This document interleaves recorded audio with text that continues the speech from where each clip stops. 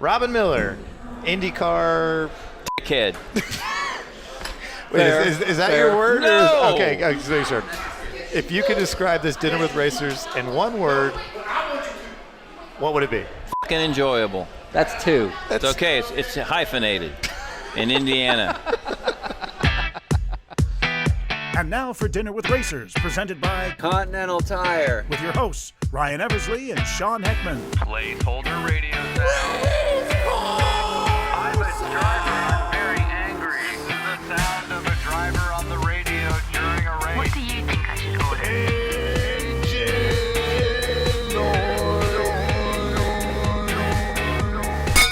Welcome to Dinner with Racers. Dinner with Racers. I'm your host, Ryan Eversley, I'm Sean Heckman. your other host, and we are day 34.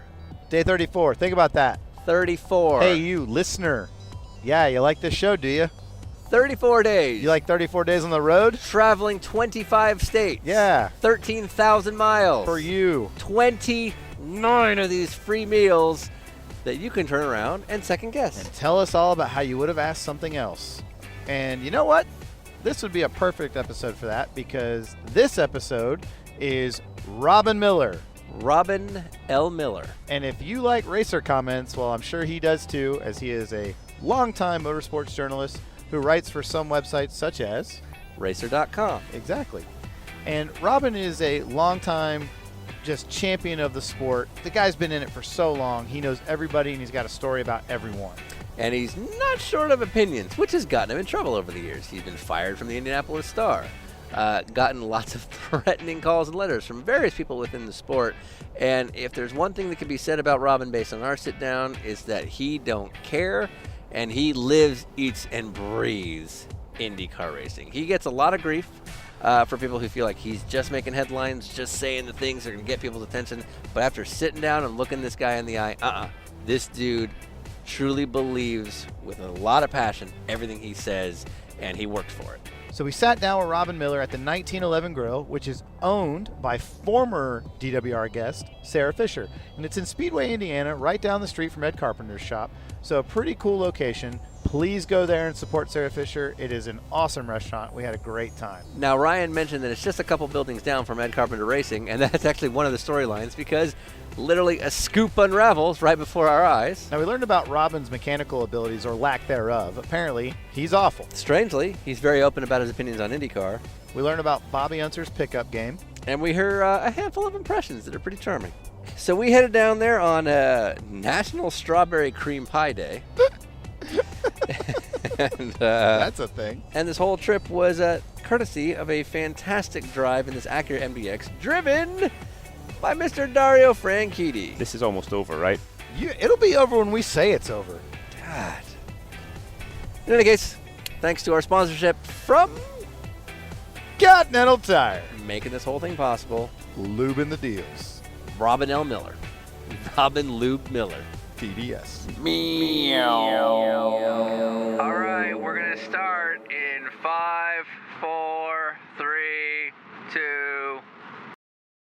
Welcome. What's going on? Hey guys, All right, sir. What's going on? All right. I'll see you. which one's Sean and which one's Ryan? Which one do you think? I don't know. Who looks like? Which one looks like a PR guy and which one looks like a race car driver? He looks like a race car driver. You got it. You're good. You're good. Let's have you put that on if you don't mind. Just going around. Yeah, we go right to it. Yeah. Just going around the museum, looking at all this. Have you guys seen his display in the museum? Yeah, I was here in May. I don't know. So we get yeah. on NBC. We get almost 2 hours of Foyt talking about his whole career. We stopped at every picture and every car. Oh, no kidding. And I said, okay, this is going to be a 3-minute feature on NBC. Can we make a we 2 make it hour 2 hours? DVD and Right. run it on the internet? Oh yeah. Yeah. Never touched it. Oh. So that's probably the most amazing thing about television is how much all that film and all those people and all that and you're on And then you cut it 2 down to minutes or bite. 3 or That's actually kind of why we do this, because these are long form. We'll put them out. We will do some editing, much to your chagrin, but no, like, I just thought that was funny. Yeah. You But, like, edited. I was like, what? and usually it's just because like we were with Dixon yesterday, He doesn't. Scott Dixon. Yeah. And it took him. He doesn't know us. If you can get Dixon to talk for 2 hours, you've accomplished something. Well, then yeah, we won. yeah, we won. Yeah. But it took him 45 minutes to sort of get through and show his humor. So yeah, he's a funny guy. It's just that people, he's too boring, he's too dull. No, he's not at all. We just proved that. Yeah. Fix that. We have a But video we can't show. The general public has no clue. Yeah. And nobody knows who he is. Yeah. And they know Elio and they know Kanan. Right. And they used to know Dario because of this crazy bitch-faced old lady. Right. But, they don't know anybody. I mean, we go to dinner downtown all the time. Kanan, Dario, sometimes This is here in 10, Indy. yeah, in Indy. where they should Sometimes know. 10 people will come up and ask Kanan for his autograph or a picture. Yeah. And then he'll say, what about Dario? And they went, oh, yeah. They got no idea. Right. Yeah.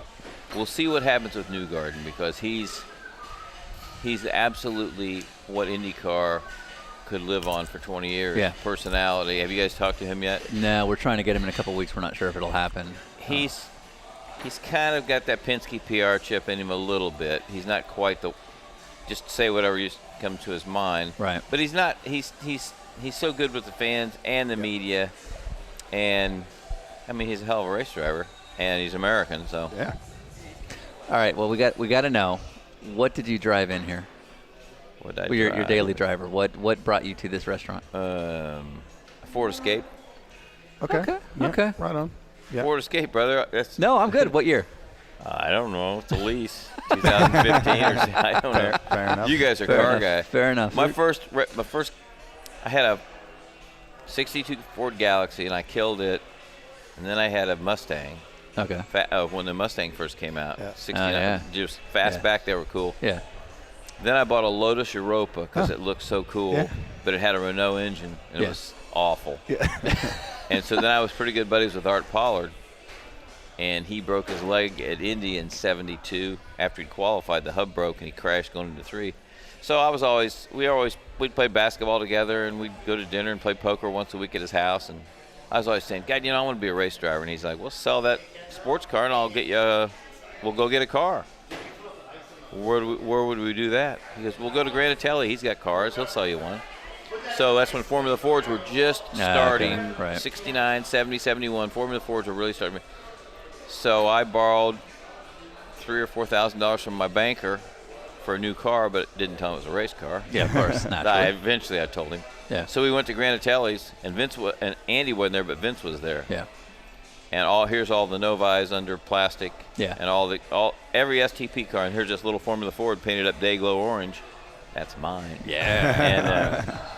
And I was just like mesmerized. And to show you, this is the first lesson in race. If I wrote a book, Foyt always says, when are you going to write a book, Poison? I said, when you're dead. Why? Because I said, if I write it now, you'll kill me. So if I was going to write a book, it would be about how probably not to go racing. Sure. Because I was so mechanically inept, I should have never been allowed to own my own car. Sure. And the trailer I rented to go pick up my Formula Ford was a U-Haul trailer. Okay. That would have fit a Shetland pony in it, but not a race car. But not a race car. Sure. So I get up there and they got to take the wheels off and they have to sit it in sideways. Yeah. Like so that was the start, and I'm like, well, the other thing I heard in what you're describing is that you took a loan to buy your first race car. yeah. So you're already in the hole before you've ever done a lap. $3,500 in debt, Yeah. and then. Ryan, because I think SCC, did you have driver schools? Do you have to go to a driver school in the SCCA? Or? Yeah, I mean, you still do that if you want to go that route. It's not the only way to get a license or whatever. So in 72, you had to go to driver school. Right. Two driver school races. Yeah. Or 2 driver schools, and the second one you had a race. Exactly right. So we went to Watkins Glen. I worked at the start of midnight, drove to Watkins Glen, walked the track because I saw somebody do it in winning. Yeah, you got to do it. You got to walk the track. Of course. Yeah. So have you seen Driven? Yeah, dribble. So I had a guy with me that was a drag racer. Didn't know him, but he was a good mechanic, and So they ran the Formula Fords, the Formula Super Vs, the Formula A, Bs, and Cs together. Yeah. There was like 60 of Get us. it out there. Yeah. And got, Formula Yeah, A, yeah, Bs, and Cs had wings. They had the big wings. And here you are in just this baseline. And there was an instructor, and he took we ran the short course, Yeah. but it's Watkins Glen. Right. Who Yeah. cares? It's Big deal. So Still we're fast. following this guy for the first half hour. He's showing us the line and all that. And then he just turned us loose for an hour, and we get to run around for a whole hour. Right, that's crazy. Jeez. Yeah. So, and then we're done. So the next day we were lining up for our first race ever, and I had my car number 40 because that was Art Pollard's number, and I was 40 CD Central Division. And so my buddy's pushing me. He goes, "Hey, before we push this thing, let's find out where we're starting." There's only 2 of us. So I asked the guy, I said, "Hey, where's 40 CD start?" And he goes, "You're on the pole." I said, "Of the race?" He goes, "Yeah." I go, "The Formula Ford is on the pole of the race with the Formula A and B and C cars." Right. "Yeah, you had the fastest practice lap, so you're on the pole." So they didn't tell us what we did. Right. So I'm thinking. So I got a 4-speed Hewland gearbox. Yep. This is step 2 in how I should have never been allowed to have my own car. So you have I don't know what you guys did, right? But we had to have a false flying start because nobody ever had a flying, Yeah. flying start. Absolutely. And then you get to the top of the hill at Watkins Glen, Right, you and go up get the back S's, in the and grid. there's a yellow flag, Yeah. and everybody to slows slow you down back and down, picks yeah. up. So I take off.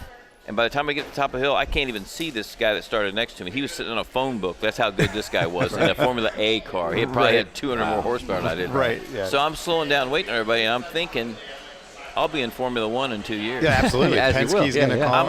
I'm a right. natural. This Yeah, is absolutely. I had no idea it was this good. You've had 2 hours of school. You're So good. when we start the real race, instead of leaving it in second gear like I had, I put it in third, and it goes, bleh, 1600 right. Formula Yeah, nothing. Ford Yeah. engine. Bleh. So about 6 guys pass me, and a guy hits me as we turn into one, drives me up the bank, breaks the car in half right behind the roll bar, and all the fuel's running down the track, and I'm sitting next to it on the track like this because I've gone from Formula 1 to out of racing in like 5 minutes. Yeah. And my buddy took a wheel hammer and beat the guy that crashed me, beat the nose off his Formula Ford and was going to kill him.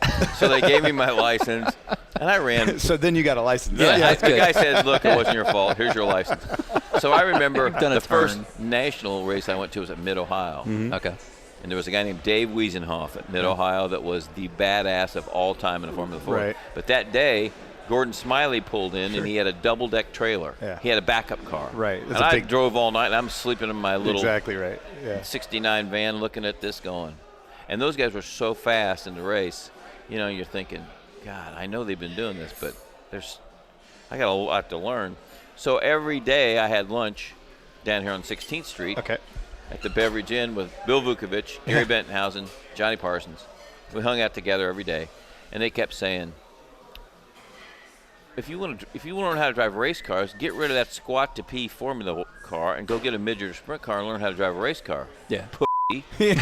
Right. And so I did. So Okay. I got rid of it, and I went to Gary Bentonhausen. I know I've been covering him for 5 years in the paper. Yeah, I mean, at this point, he is already Gary Bettenhausen. Yeah, so well, this they're is both. you do what he and says. Buki Yeah. was tough. Yeah, yeah. So Merle, his brother that lost his arm at Michigan, yeah. made his comeback in this little midget and was actually really good, but probably better with one arm than two, won some races. But when Gary got hurt at Syracuse in 74, he was just got out of the hospital when I bought the car from him. And I bought it for $5,000 with an engine, a midget. Today's midget engines cost $47,000. There it is. Yeah. Yep. And the purses are all the same. So I bought Merle's midget, and I started racing USAC. Now this is just shows you how clueless I was, because when I started in 75, everybody at the Indy 500 still raced midgets and sprint cars. So, I went to Kokomo. I think my first race was a half mile at Champaign, Illinois, and I made the feature because there was only 22 cars, so I ran all night, and it was an experience. But, I didn't crash. So then the next race was Kokomo, and Gary was there and Merle, and they were going to help me, and I made the feature. And there was like 12 guys from that year's Indy 500 out of 20 in the feature. So I'm in the feature. And I was doing okay, and, I ran all night, and so after the race was over, Gary came down, holding his arm, and he goes, "You might be able to do this." I said, "Thanks, schmuck." He goes, "No." He goes, "You did." He goes, "You never been on the dirt other than Champaign?" He goes, "You did a really nice job." I said, "Thanks." So 4 days later, we go to Raceway Park. And I Now, at this point, how big is your head? No. Okay. Back in the 500. Believe me, Yeah. no. Okay. No. But you're thinking, when you start, you want to just, these guys do this for a living. You don't want to hurt anybody. You don't want to hurt yourself. You want to get laps. Yeah. You want to get their respect so they just feel comfortable running next to you. for That's sure, all for you sure. want when you start. So we go to Raceway Park. I missed the show, and I'm sitting on my trailer feeling sorry for myself after racing. Gary comes in afterwards. He goes, "Take my name off that car." I said, "What?" He goes, "Take my name off your car." I said, "What are you talking about?" He goes, "You look like a candy ass out there tonight. You're an embarrassment to racing. I don't want my name associated with you." I said, 4 days ago you said I had a chance. I was wrong. So Cool. I wasn't feeling bad already. No, what was great is that you had Gary was the leader. Yeah. Merle's the second oldest brother. Tony's the third, and Tony started racing midgets when I did because he came from stock cars. Sure. So I was like the fourth. I was the adopted Bentonhouse brother, and I got yelled at just like Tony. Just like did. every other brother, And Merle, sure. "You dumbass." And so it was the greatest time. I mean, I raced from 75 to 82 in USAC. Yeah. And And this was just to do it. I mean, there were no real aspirations of going anywhere. no, with it, because I didn't quit my job at the Star because Yeah. your biggest payday is $80 sometimes Yeah. and stuff like that. Right. But it taught me so much about racing and about competition and slide jobs and who's right and who's wrong. And when you watch Right. a crash on the track, you have. But I got so, I had some good moments, but I did so many stupid things in a race car. I mean, some of the things I did. But anyway, Such as? Yeah. We're here. We got all day. we're at Kokomo one night, and I'm going to start on the outside of the front row, and it's a doubleheader. And there's some guy in front of me that just started racing. I said, I don't want to be behind him when the green flag drops for hot laps. Sure. So I went smoking around him, and it was real slimy. So it snapped ends, backed into the wall just so they dropped the green. And a guy, I shortened it 2 feet on the back, bounced out on the track, and the guy hit me head on. So my midget was about Nice. this long. Okay. And I get out of the car, and I'm sitting on the track, holding my head. I think it did knock me out for a minute. I'm just sitting there trying to get my bearings, and I kept asking everybody, what happened? Oh, you were a dumbass. You crashed before the green came out. Oh, okay. And then there was a guy named Bill Finley, who was like my second dad. He built Indy cars in his garage over here on the west side of town. Okay. He would lay out a car with a piece of on chalk concrete? or whatever, Yeah. and he built a car, and it made the Indy 500 like a lot. That's Yeah. incredible. And Just like he was today. amazing. Yeah, just like They're today. doing that down the street So now. Yeah. he adopted me, and he's like, so I was the vent guy on the pit stops for his IndyCar Oh, team. cool. For Okay. it was a milk carton and a hose, and when the fuel came up in the milk carton, you tapped the guy on the fuel, and he pulled out, and then you took the vent thing up. Yeah, Nobody had fireproof. No, we never set anybody on fire, Yeah, but yeah. there was no safety or anything. But Yeah, nobody in fact, nobody knew. It took long enough you had time to smoke. Well, exactly. they smoked all the time. So I was trying to do everything I could to learn about racing, and so he told me once, I almost cut my hand off on the bandsaw, and he said, "Don't take this the wrong way, but you're the dumbest son of a bitch I've ever met in my life, mechanically. You might be able to write a story, but you are hopeless. Don't touch anything. Just go over there and sit in the corner. Yeah. Go bring me some donuts and coffee. You're not touching your car. Yeah. You're not touching my car." So when I worked for Lloyd Ruby one summer, Rube was the classic, and he liked to drink all the time. And one night in Michigan, he had something that happened, so they had to pull the gearbox out in the rear suspension. So I'm sitting there handing the guy tools that's working on it, and Rube comes staggering in about 11 o'clock, and he's been drinking all night, but he was sober enough to look at me, and he goes, "Robin's not supposed to touch your car." I go, "Relax, Rube, I'm just passing him the wrenches, okay?" Right. And the next day he finished third, and I said, "See, you had nothing to worry about." That's all you. But it is amazing how cool it was in the 60s, 70s, and even early 80s. Yeah. Every team had 3 or 4 guys max, Yeah. and they all could do. They could fabricate. They could do Right, all this right. great stuff. And to be in that era, it was like I was so lucky because I was also in the right era in the newspaper business. I started at the Star when I was 18. Yeah. And it was hot type, and there was 5 editions a night, and you Right. hand wrote the headlines, and you put it in. They had real type that was hot Right, type, and you right. laid it in the paper. And so, to think that I started covering racing when I was 18, and then 5 or 6 years later, the guys I'm writing about, I'm racing with, Yeah. and then I get to do that till I was almost bankrupt. Money management was not one of my strengths, but I'd never trade anything. Probably the only thing I'd do different is I got some pretty good sponsors. I'd have given somebody money and driven for them, and then just showed up at the track instead. But because of the things that you do, and you learn. I mean, I learned the hard way about everything. Yeah. It still teaches us some pretty good lessons, you know. Right. I mean, but Ryan from racing there's nothing. I had Montoya set up for a sprint car school when he was a rookie, and Ganassi found out and went nuts and wouldn't let him do it. But I wonder why. if you ever get a chance to race on the dirt, do it, because you'll never. I can't even begin to. And people look at you like, oh yeah, okay, you have had some concussions. You're a moron. There's nothing like a half-mile dirt track that's got a cushion, and you can run almost wide open. I mean, it's the most exhilarating, as much fun as you've had racing, and everybody has fun, and I just wish everybody that really took it serious could go out and run a dirt. Because I've been trying to get an IndyCar guy at the Chili Bowl for the last 3 or 4 years. Yeah, absolutely. And then they're not going to do any good, but they're going to get to experience it. Yeah. I had Newgarden, Brian Clausen had it all set up for Joseph Newgarden to do it, and then it was going to cost IndyCar $10,000, and they passed on it because they said that's not really our audience. I said, yeah, it's only 15,000 open wheel fans. That's not really your audience. Yeah. It's a bunch of people that love open wheel racing Yeah, that never watch an IndyCar race. That is literally all that's left. Exactly. Yeah, so. How many nights in a row is the Chili Bowl? They 7. run like 7 nights in a row, and the place is packed every night. You guys got to go there and Oh, do a show we actually want to go. Because let me tell you something. Yeah. So Talk to Rico. Yeah. Get Rico, and I mean, he's the best. Yeah. And the guy and the guys that put the race on are geniuses. I mean, they know how to prepare a dirt track. That's what's probably in my lifetime the worst thing that's happened is what's happened to dirt tracks, at least in the Midwest. If anybody, if you believe in fate or somebody looking out for you, somebody had to look out for my dumb ass. Because, Jesus.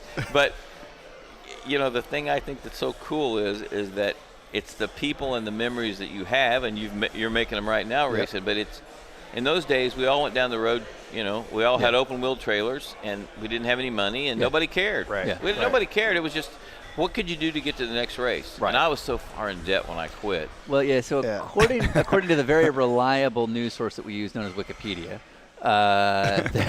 it cited one of the reasons you stopped driving as, quote, massive debt. How bad was it? $170,000 in the early 80s. in 1982.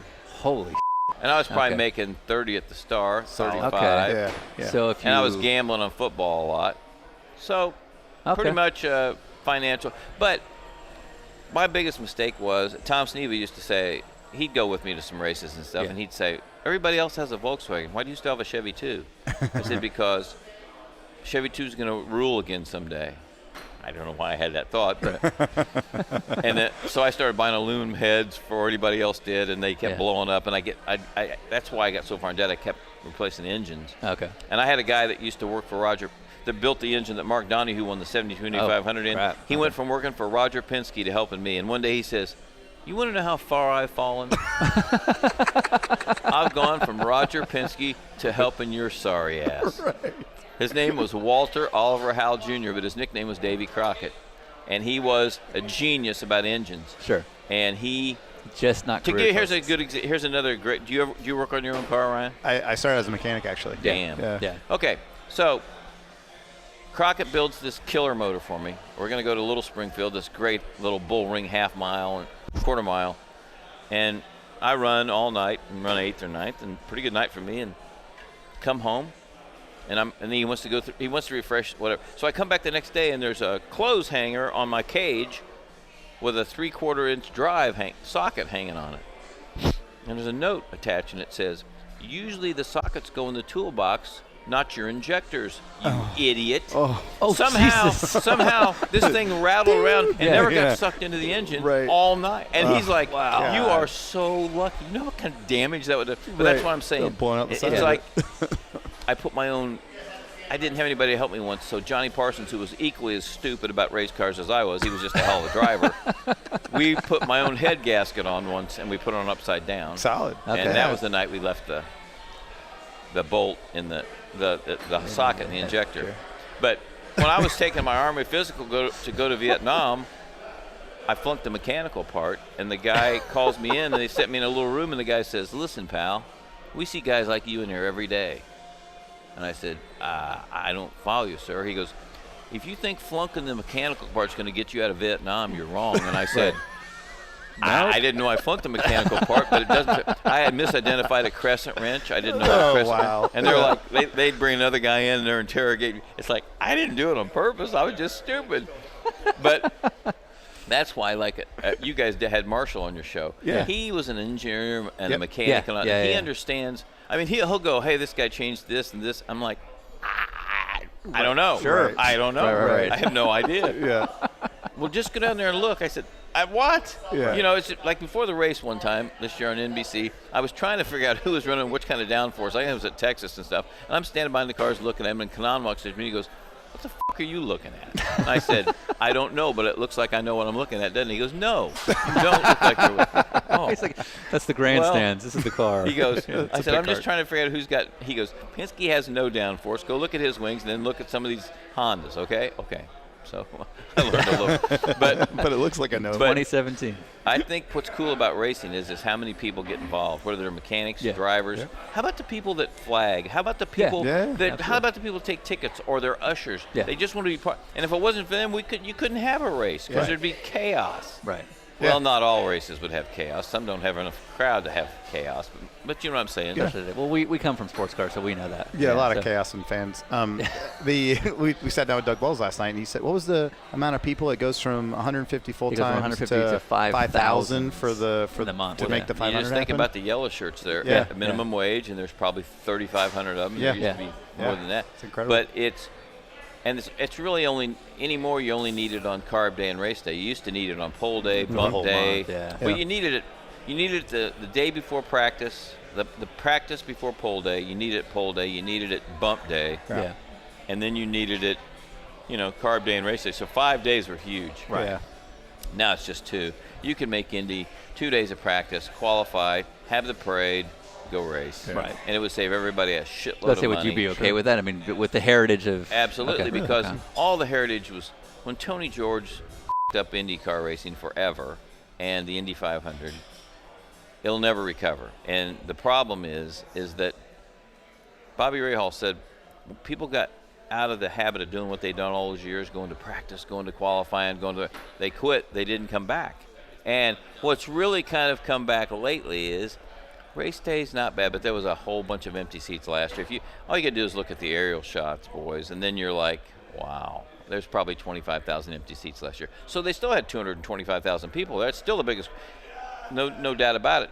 But it's so tough to remember when Bump Day was the coolest. Bump Day was the cruelest and coolest day of all time because Dreams are 45 made. guys going for 33, and a guy hands his mechanic his keys and his wallet and says, if I don't make it back, keep these to my old lady. I mean, that was it. You know, Rich Vogler, Jerry Sneva, Bob Harkey, Eldon Rasmussen, Tom Bigelow, guys like that, they lived for the last 30 minutes of May. Yeah. And it was the greatest.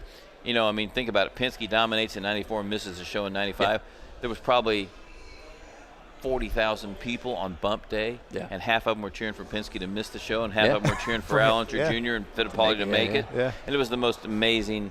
So when you throw all that away, and you've thrown away the tradition of when Tony said he was going to save 25 spots for 33 car, that was the end of the hunt, because you completely you just eroded all those years of guys busting their ass and getting killed to make the race, and taking away this emotional, phenomenal day that was Bump Day.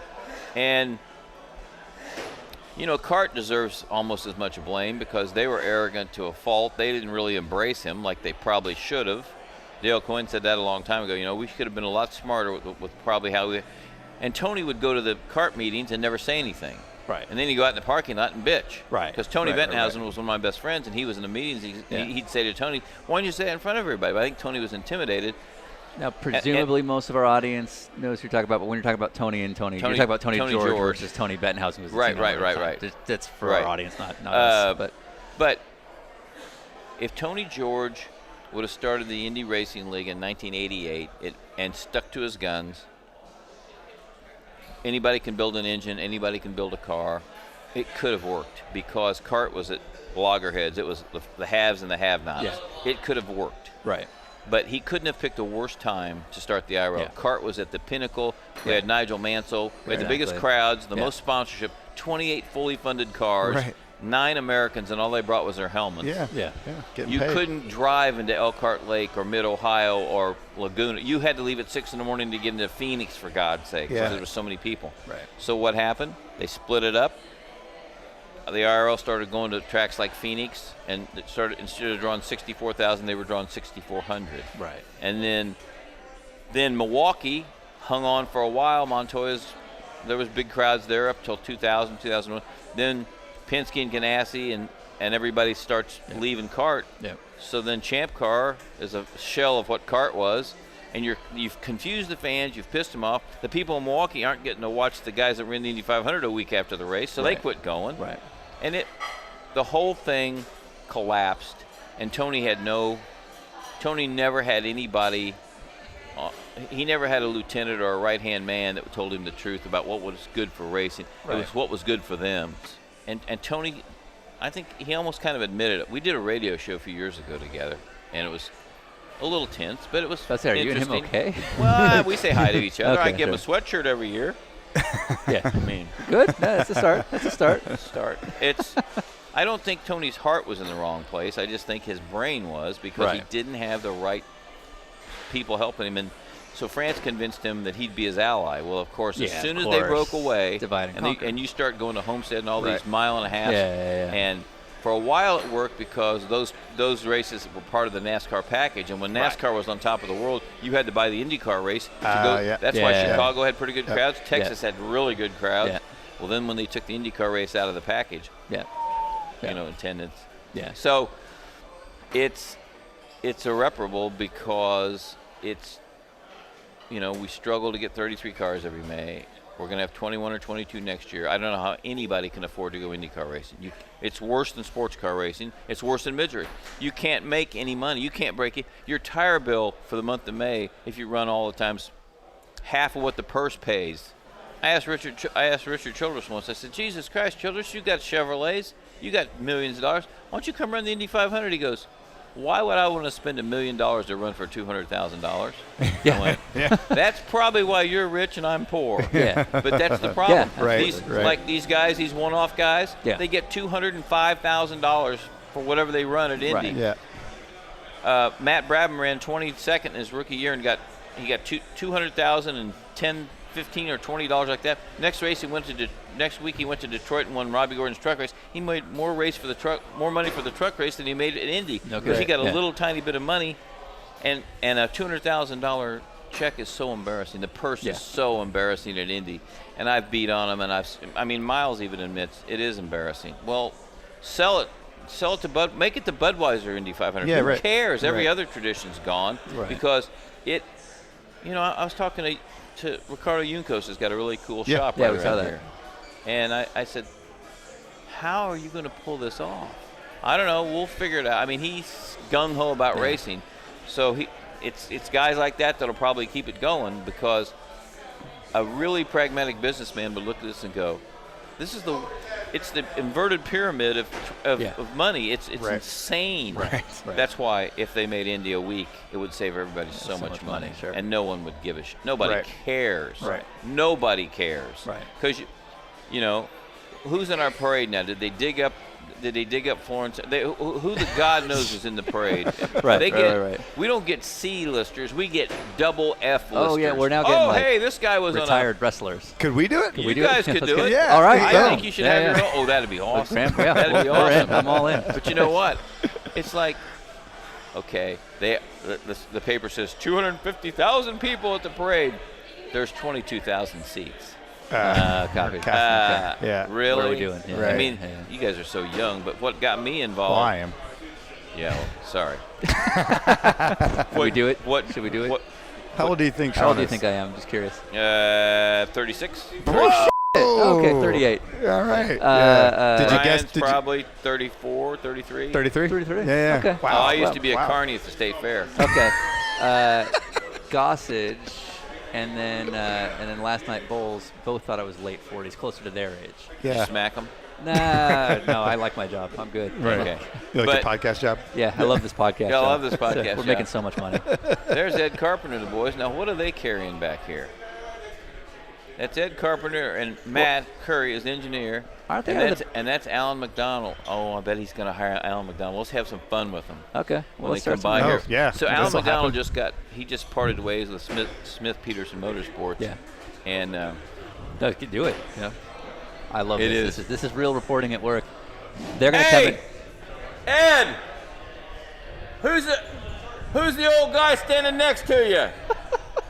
That's Ed Carpenter. Hi, Alan. He's been We on got a the- picture. It's too late. We got a picture.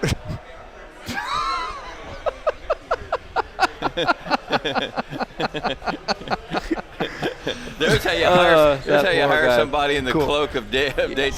right, You right. see Ed's laughing his butt off. Little did he know. Yeah, he's gonna come and be like, "Oh, you two again." He was on with us last year. I Yeah. had no idea what he was walking into Yeah. or why he was there. Yeah. Ed's got a great sense. No, of he's humor. cool. He's cool. Ed is a good dude. He spent the entire time holding a knife.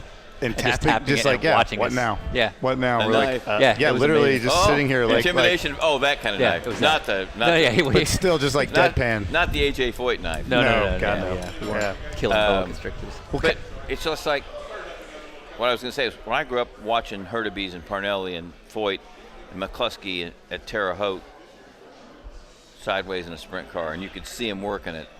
Well, you can't see the drivers anymore, can you? And the cars, as hard as a guy drives into the corner at Indy, it still looks like they're, it Right. doesn't television doesn't do it justice, Yeah. and just standing there watching doesn't do it justice because you're kind of like,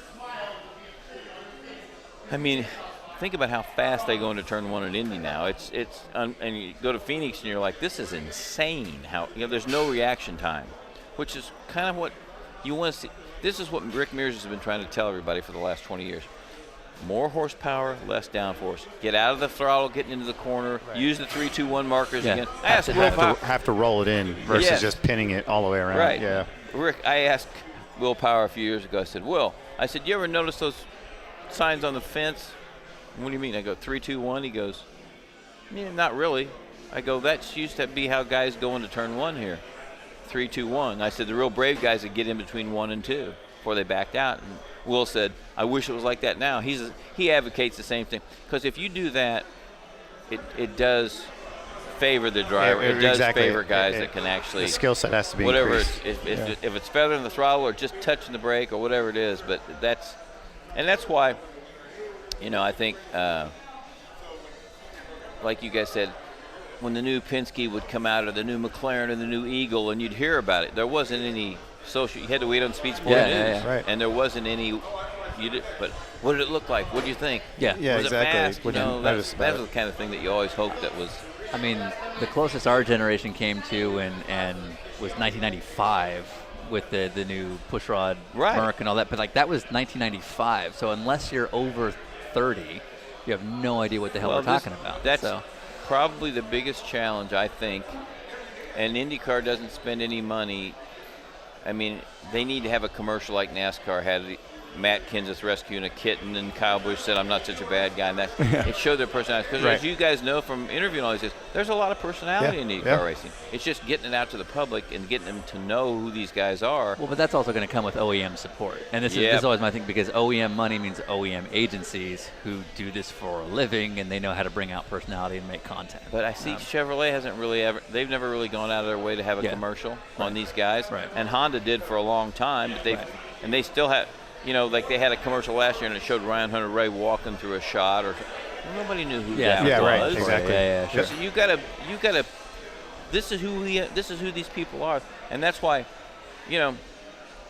Ryan's he's closer to 40 than 30 now, and they passed. I mean, he was a handsome American champion, but it didn't matter if it was a championship or Indy. They didn't promote him.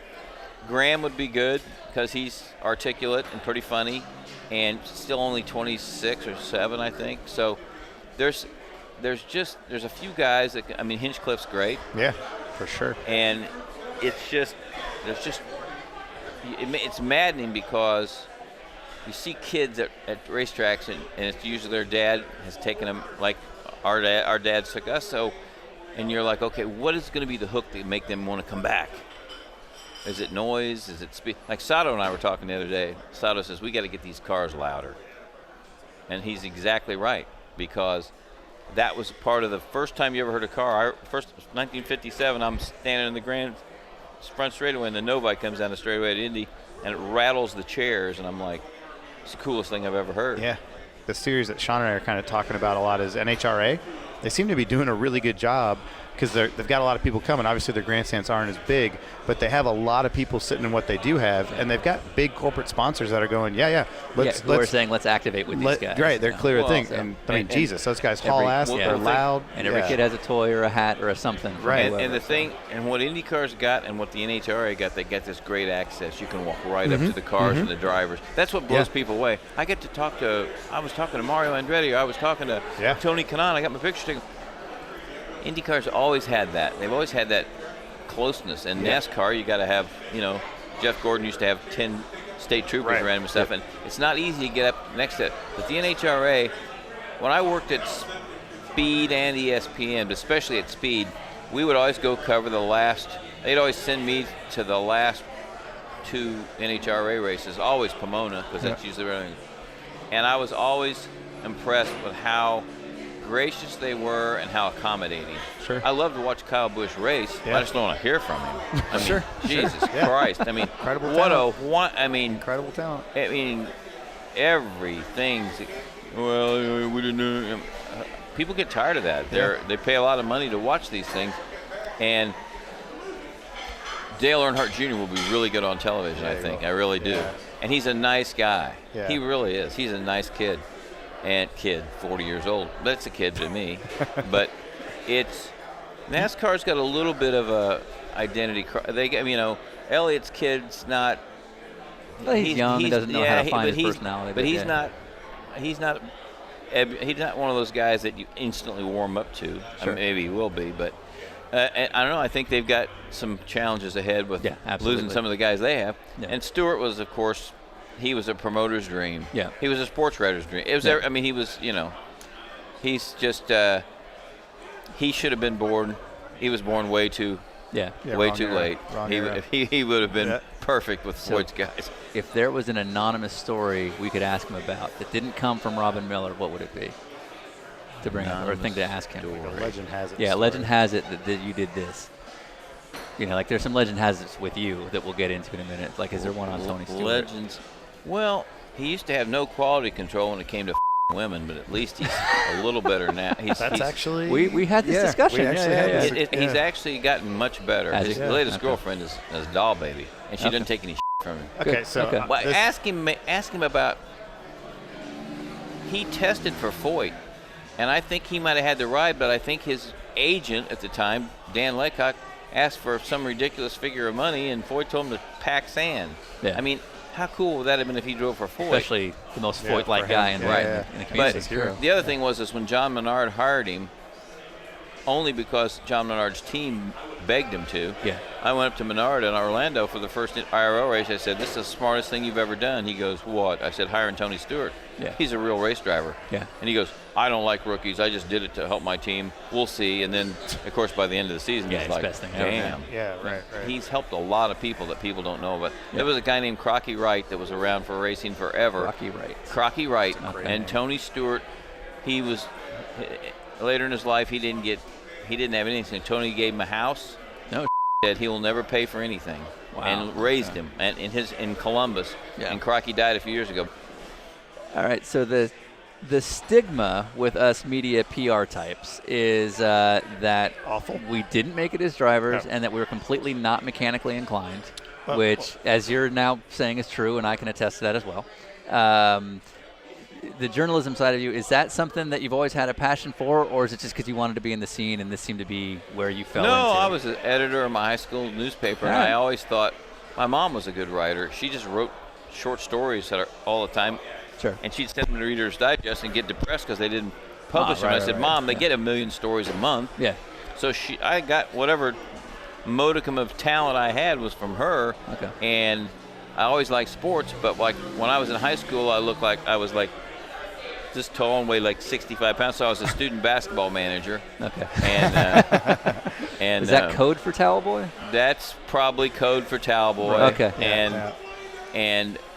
But being around sports is all you ever, you cared about. Especially and around here. But probably I was working at the Star answering score phones because I'd flunked out of Ball State. It's hard to flunk out of Ball State, by the way. Congratulations. David Letterman, I worked on a radio show together when he got fired at 13. I got fired at the Star the first time, and I was his afternoon drive sports guy. So I always kid him about, I said, Ball State having a degree from Ball State's not that big a deal. You got one. I did an interview with him a couple years ago out in the pits.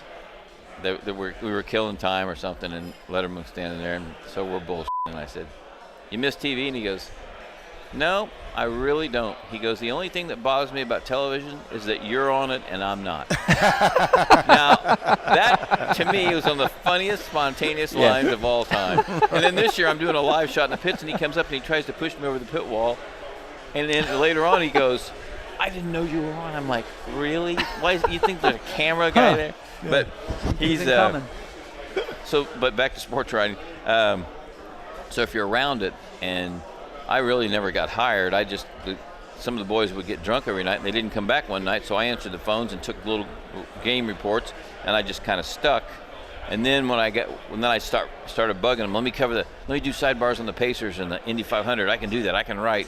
So the great thing about that is that every time the first year or so I'd turn in a story, they'd pass it around, they'd all laugh. They go, "You're kidding, right? You think we're going to put this in the paper? Are you stupid?"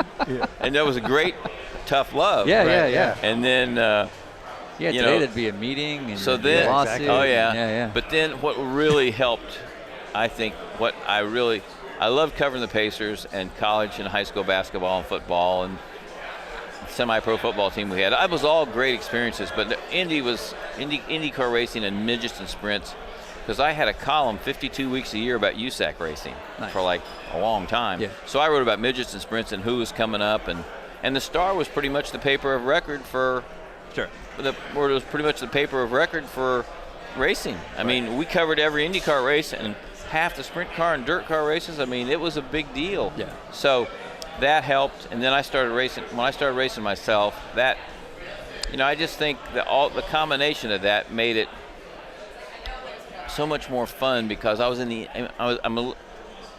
Larry Rice was my landlord, who was the co-rookie of the year with Rick Mears in '78, and possibly one of the most underrated race drivers of all time, and certainly the nicest guy of all time, and had a hell of a career at ESPN. He's my landlord. Chuck Gurney, who's a hell of a race driver, is living in the basement. Mark Alderson, who's a pretty good race driver, is living in the driveway in his motorhome. And Larry McCoy, who made the Indy 500 a couple times, is living upstairs. It was like the YMCA. Yeah, and so I'm around these people all the time. I eat lunch with them. I live with them. I write about them. I race with them. It was the greatest. You couldn't have asked for anything better, I don't think. And you couldn't have gotten more insight about this is what happens. And, so sometimes when you first start out, you write nice little glowing features and everybody likes you and stuff. And then I think the first time I really pissed racing people off is I wrote a story in '78 about what a joke the Speedway's purse was at $1 million. And it was the first time Bobby Unser or 2017. I could take the same column. Yeah. And Bobby Unser, who had never spoke to me, calls me up. "That's the greatest story I've ever read. I love that story. How is it I don't know you, Rob?" And I said, "Well, you usually walk by me, Unser, when I ask you a question. You don't have." And now do you do that impression all the time, by the way? Is that your trademark? No. My buddy Tim Coffeen sounds just like Bobby Unser. Oh, okay. I mean, that was a poor. It's like somewhere between Mickey Mouse and Bobby. I like it. It's not. I get it. He's got two different distinctive ways to talk, but it's always. It's like you can't be serious. He's a grown man and he talks like that. But there's only one of him, thankfully. Yeah. But just think about. This is what I think about. Like I did a column last July 4th. I called Parnelli, Uncle Bobby, Mario, and Foyt on July 4th and talked to all four of them just to do a thing about how cool is it. I'm 67 years old at the time, and I can pick up the phone and call these guys that were my heroes, that I wrote about, that I argued with, that we had our moments together, and we just talked about what was going on for 5 or 10 minutes, and I just said, when they're gone, I'm going to miss them, because I miss, having one of them call, what's going on, or just sitting there bullshitting with them about Uncle Bobby's. He's like if he calls you and you see the 505 area code and it's 10 till the hour, you pick it up, because then you can always tell him at 5 o'clock you got a radio show to do. Right, sure. But if it's 4:20, yeah, you got to call him back. Right. Because it's 50 minutes you'll never You're get not back. going to get it back, yeah. I had a question about that race Sunday. What those people that officiate those races, what the hell is wrong with those people? And he's just got this great, so he's, I can't tell you guys, I told you guys off the air what we're going to do to him this May. That's going to be so much fun. Yeah. But it'll just, it's those characters and those talents that meant so much to a lot of us, and always will, and they'll never be replaced, because you can't replace guys that thought they were going to get, Foyt never thought he was going to make it to 30, let alone 80, and Unser should have been killed 5 or 6 times. Mario's had some of the worst crashes and walked away from. Gurney never spent a night in the hospital. Sure. Parnelli never spent a night in the hospital, racing non-wing cages, sprint cars at Winchester and Salem. Yeah. So it's just to tie all that in to make it your career. I mean, I've had the luckiest, greatest life. If I get run over by a truck leaving here, no regrets. Well, this will be your last recording, so our ratings are going up. So we're good. We're good. Can I go off on you, Zach, here? You can do whatever you want. Pretty sure you can. Yeah. The floor is yours. I'm 80. I'm 80. I'm almost 68 years old. Okay. I started following USAC racing in the 50s. I started covering it in the late 60s. I raced in USAC. I worked on USAC pit crews. I wrote 52 columns a year about, there are 52 weeks in a year, aren't there? 52 columns a year about USAC racing. Nobody's written more nice things or negative things about USAC. And here's what I can't imagine, boys. In 1970, United States Auto Club was the pinnacle of racing. If you were a USAC Champ Car, IndyCar driver, you were the king. Right. Nobody even heard of it. Nobody even cared about NASCAR. Actually, USAC's stock car division was almost as good as NASCAR's then. Then you had the midgets and sprints. If you were a midget or sprint car badass, you were going to the Indy 500. 1971, Marlboro comes on board as the title sponsor. The Marlboro Championship Trail for $1 million in 1971. Oh, wow. I mean, even today, that's and a all thing. Marlboro said was exclusivity. We don't want any competition from cigarettes. No, not a problem. The next year, Viceroy shows up on Parnelli's car, and Marlboro said, "Hey, see you later." Yeah. And there were actually decals made. IndyCar racing, the sport of the 70s. USAC, the sport of the 70s. And it should have been. And they should have ruled the world. So they lose Marlboro. They take the dirt car division in 1971 out of the champ car division. So instead of 28,000 people, standing room only to get into the Hoosier 100 to watch Foyt, Mario, the Unsers, and everybody's a badass race dirt cars, they take the dirt car races out of the champ car trail. So therefore, the coroners no longer have to have a guy that's good on the dirt and pavement. Right. Which cuts the arms and legs off every sprint car and midget guy for the next 50 years. And now we can bring in European road racers. And now we can bring in European road racers. Yeah. Then they ban rear-engine sprint cars because Tom Sneva hits his ass and wins a couple races in an old shit box. And they ban rear-engine sprint cars. No, that's exactly why they did it. Yeah. And it's the phrase. And Sneva was a hell of a race driver. He didn't. It just so happened he was really good on pavement. So in the course of 4 years, they've cut off their arms and their legs. Then they finally, at the end, in the late 90s, when Dan Gurney writes the white paper, I've got to send you guys the white paper. You could do a whole show on it. Yeah. Love to. About Absolutely. Because what he said in 1978 still rings true today. All we are is the Indy 500 and a bunch of little satellite races. Well, with the exception of Long Beach and Road America and Gateway, he's not too far off. What do you think about Mid-Ohio this year? Great on Sunday. Yeah. But we need.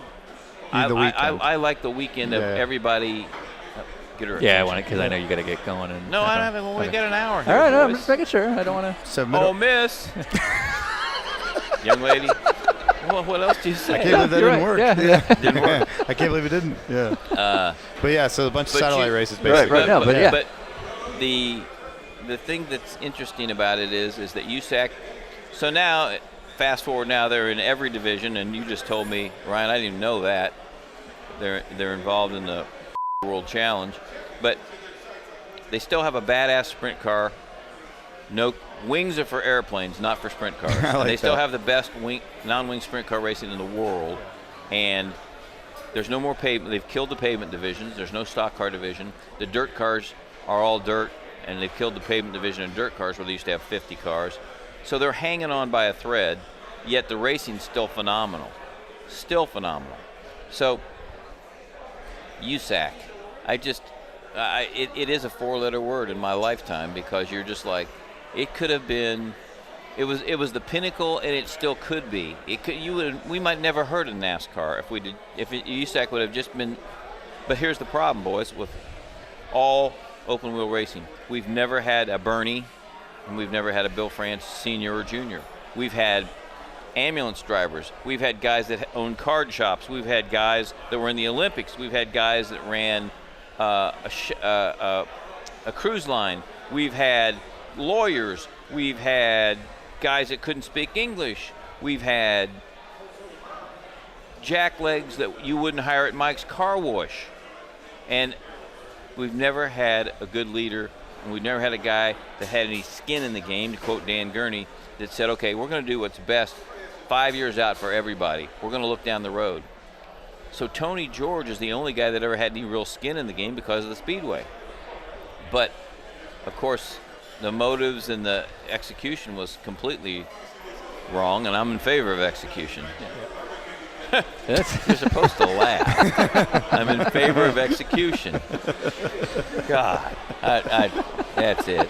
All right. I'm done. Where'd he go? Why are you walking I'm away? done. Yeah, hey, hang on. Yeah, edit 2. Come back.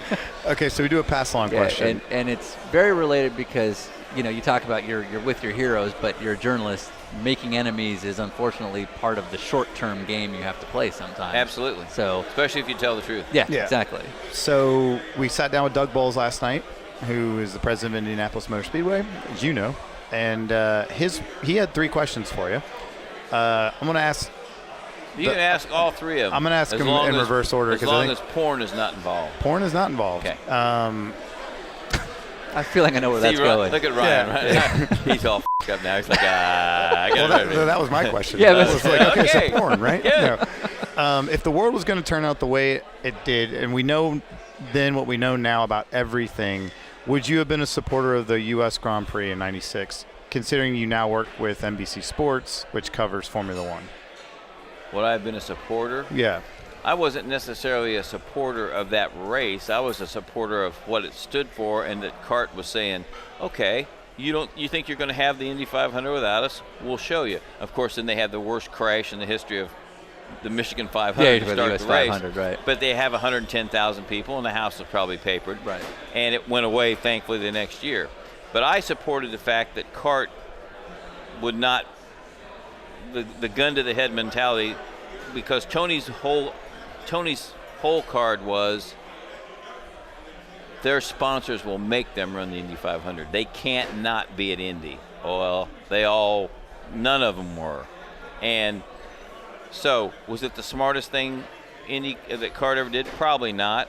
The smartest thing they should have done is gone to Phoenix and Orlando and kicked their ass, and there'd have never been an IRL because they'd have had every spot. But to say that the thing that's interesting is that when I stayed here. I covered Indy like I always did. And I was on Tony George's ass on my radio show, my TV show, and in my column at the Star, all 3 of which I lost, incidentally, pretty much because of that. But I covered the month of May just like I always had. Features, columns. It wasn't about the guys. It wasn't their. The guys that were competing were just Right. taking advantage Yeah, of the they're trying to situation. race It wasn't 500. their Yeah, fault. yeah, Taking a ride. And they weren't. And some of the guys that were my friends became my enemies because they said, you're always picking on the IRL. And I said, I'm not picking on the guys that have a business being there, but the Tony Turcos and the Racing Gardners and the jack-offs that were allowed to drive that race would just it was so insulting to the guys that had made that race Or died Yeah, trying guys to get turned their died lives out. trying to Yeah, make yeah, that yeah. race, like my buddy Art Pollard, and you're just like, that was the most difficult month to watch, because all these people that were I thought were fairly rational were like, you hate Indy, you should never be allowed back here. No, I love Indy. That's why I'm saying what I'm saying. Yeah. I'm telling you, this thing is fucked. Can we say that? Oh, yeah. We say whatever you want. And it is because we have just driven a wedge in the greatest spectacle in racing, and you wait till next year, because I was on 16th Street the night before the 1996 IRL 500, and Dave Cassidy, who was Tony George's real godfather, who was Tony Holman's right-hand man, had given me 400 tickets, all in double letters around the top of he had the best seats in the house, and he said, try and get rid of them for me. So I sold them for $500. I sold $15,000 worth of tickets for $500 or something like that. So you only had $149,000 in debt. Yeah. So the I gave Cass the money. It was his. Okay. So the scalper said, this will never come back. This is it. And I'm thinking, okay, he's pissed because he's got a fistful of tickets, but he was right, because in '95 I got 4 airline pilots, 4 seats. They said they don't care what they paid. They paid $1,500 a piece, and they sit in the front row of Paddock Penthouse. The next year, those same tickets were going for $20 on Georgetown Road, and nobody bought them. Yeah, it's not empty. A guy I know he had 2 Tower Terrace tickets in '96. He went to a guy on Georgetown Road and says, I'll give you 2 Tower Terrace, easy for me to say, 2 Tower Terrace tickets for 2 tenderloins and 2 Cokes. And the guy said, give me the money. So all you need to know is the scalping, whether people think that's a good thing or not, this has got nothing to do with it. It's the fact that it was that, I don't care why it was that. It was the toughest ticket behind the Masters to get in 1995. The toughest ticket behind the Masters. And now, nobody cares. And, I'll go. Oh, I guess I can go. So that's a long answer to that question. But the most important thing to remember is that I supported what CART – and let me finish this up by saying, so here I lose my jobs and I support CART, and I write a lot of positive things about how they should stick to their guns and don't let this guy push them around. And then what do? They all defect and go to Tony George, and you got Roger Penske sitting with his arm around Tony talking about his vision. And he spent the whole 90s talking about, what's this guy doing to us? So when you think that you're doing the right thing, or that you're – sorry, Ryan. So what you didn't see was, as a gesture of frustration, Robin threw his the straw little wrapper. straw wrapper Yeah, that's a good went shot. right into Ryan's drink. Yeah. So Sorry, there you go. No, I was like, He that got just- over Just a souvenir. So it's interesting who you think and it's amazing. Here's what's amazing. So the guys that hated me and wore, there was a guy had a stand on Georgetown Road that said, I hate Robin Miller. He had badges, he had hats and That was shirts. the whole thing. And the whole it's like thing a with the campaign, X right? through it. Okay. All those guys, and guys that were supposedly my friends that Right. I'd written stories about, like John Barnes and his little teams, right. and Paul Diatovich and guys like that. All these guys mud-mouthing me every day and wearing those hats and telling this guy's a pile of shit. Well, then, when the IRL isn't the vision that everybody thought it was going to be, and suddenly all the kart teams come over here, and these guys are back out, right back to and what these it guys was, are back on the street, then I'm their buddy again. And then you've got all the guys like Penske, Ganassi, all the guys that were gung-ho kart, and then they crossed over. It's unbelievable. It's like, do you not think I remember this? You don't how I treated you or how you treated me? Do I just forget all this? And for whatever dense, I mean, I don't have a very high IQ. That's obvious. So I have kind of let it roll. I'm like, well, you have to. I'm not gonna. You're in the I'm same not paddock. I'm not gonna sit here and just over and over again. Right. Like even in the mailbag, we finally got people kind of weaned off. We don't care. It's over. Yeah. Nothing we can do about it. It's gone. What Fanner calls Kartganistan, like the guys who just won't let it Yes. go. right, They right. won't. Almost and 10 it's years like, old listen, now. It doesn't matter. It's too late. Right. Whatever's happened is This is gone. what we have, and yeah. And yet the racing's been pretty good. And, yeah, the Indy 500's certainly not the month of May anymore, but the race is pretty damn good. Yeah. So Yeah. get over it. All right, so we have 2 more questions from Doug Bowles. The second one was, what's your best Larry Rice story? I guess he's a big fan of Larry Rice. And Larry Rice was my landlord. Yeah. And he was a school teacher. So, and I got to know, because, like, from what you described, this is like a frat house at this point. There's guys in the basement. It's the YMCA. And then when the yeah. motorcycle guys came to town, they lived in our front room. Awesome. Okay. Yeah. And it's like just a regular house. It's the animal house. Just It's Animal House. it was Two-story. Animal House. It Yeah. had a basement, it had an upstairs, Okay. and it had a couple bedrooms. Okay. And Chuck Gurney was actually hosing a policeman's wife, and he lived in the basement. So the guy found out who he was. Okay. So Larry and I put signs up: Larry's room, Robin's room, Chuck's room. Okay. So if the guy busted So, through the door, it's not you. he was going to go downstairs yeah. and kill the guy that had it coming to him. Right. There's a million women out there. Couldn't you find somebody else? Best Larry Rice story. He Better. Okay. in '74, he was supposed to drive this toilet. I mean, it was a toilet, and it didn't show, and it didn't show. And Larry was the nicest, most polite guy. He was a school teacher, for God's sakes. He started racing for his dad, driving his dad's midget, Old Blue, and it got to the point where he was every 10 steps. Hey, Larry, where's your car? So we made up a couple of signs, and I drew them up and hung them off his. No, it's not here yet. I think it's in Ohio. Right. I hope it's here by the weekend. Thanks for caring. So Right. he had them on both sides, so he's wearing that thing around. There it is. There So it is. this thing finally shows up, and these guys, it was like the Robin Miller School of Mechanics. Nice. They didn't have an oil heater, and they didn't have a starter.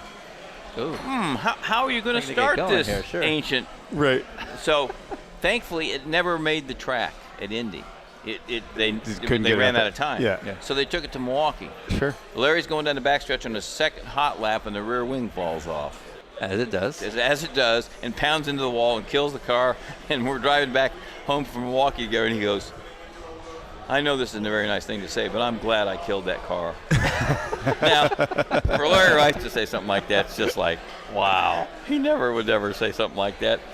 Just at the fact that he was so modest.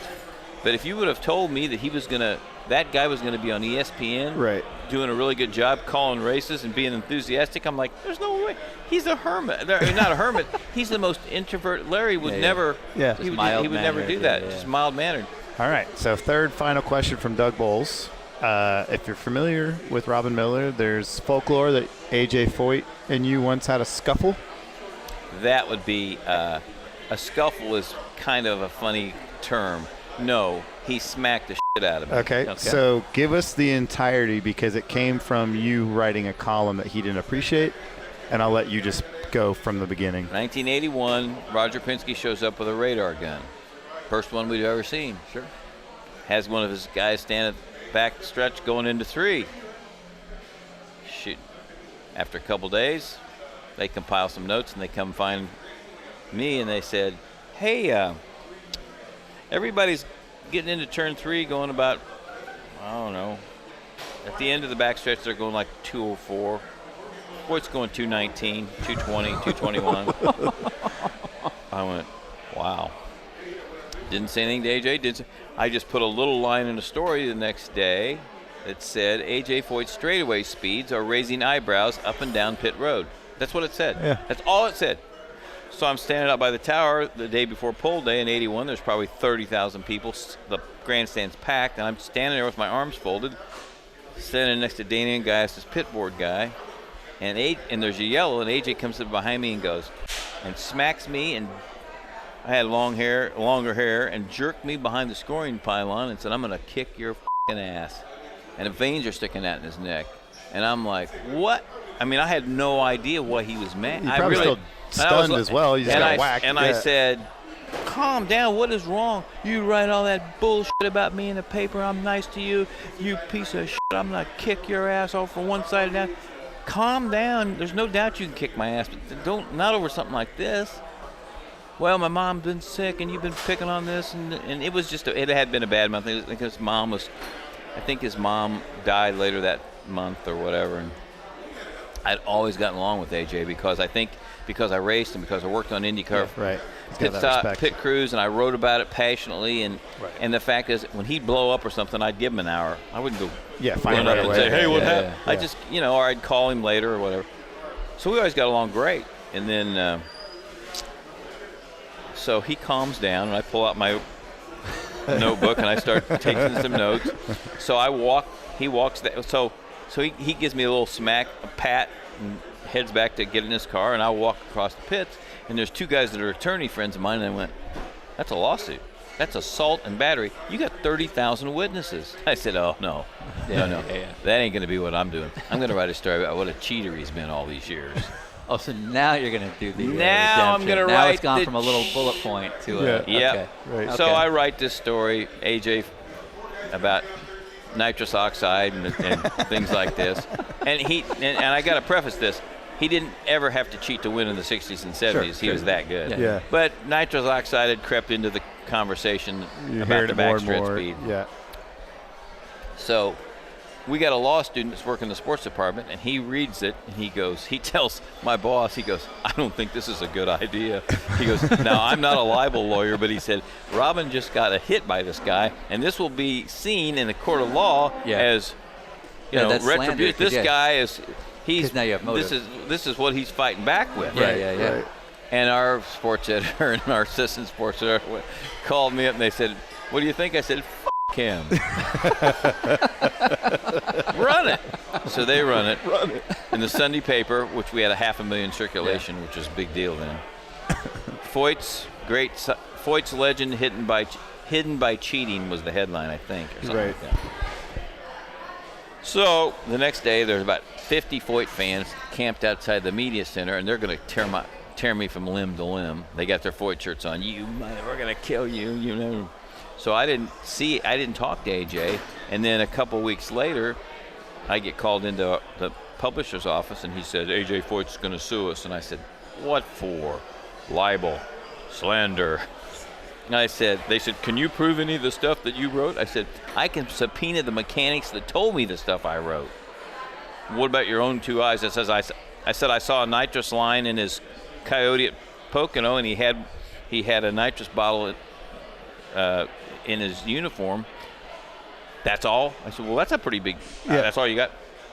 Well, we've decided we're going to pay his legal fees because we don't want to go to court with him. I said, he's not going to sit in the federal court of law for... He's not like AJ won't do that. So, make a long story short, we run a retraction that my story was based on innuendo and whatever. AJ wins we pay his legal fees and he wins the lawsuit. And so we don't talk for a year almost. And I'm at Cleveland and it's raining one day. I'm walking through the pits at Cleveland, and I know that I'm going to be walking by him. He's standing out by his car with an umbrella. And he said, hey, Poison, because he used to call me Poison Pen. Hey, Poison Pen. Come here. And I'm thinking, okay, there's not a lot of people out here. Lake Erie's only 100 yards away. He could drag me out there and drown me. Surely to God somebody would help save me, wouldn't they? Maybe, maybe not. I don't know how you were then. He says, I don't think we ought to hate each other anymore. I said, AJ, I don't hate you. He goes, well, let's have bygones be bygones and just be friends again. I said, that's great with me. So from that day forward, it's like not brothers, but I mean, I call him anytime. He calls me, and I flew to Watkins Glen with him in his jet the other day. I mean, but I always have admired him because of that spirit and that I'll do whatever I want to do. Yeah, right. And that whole attitude.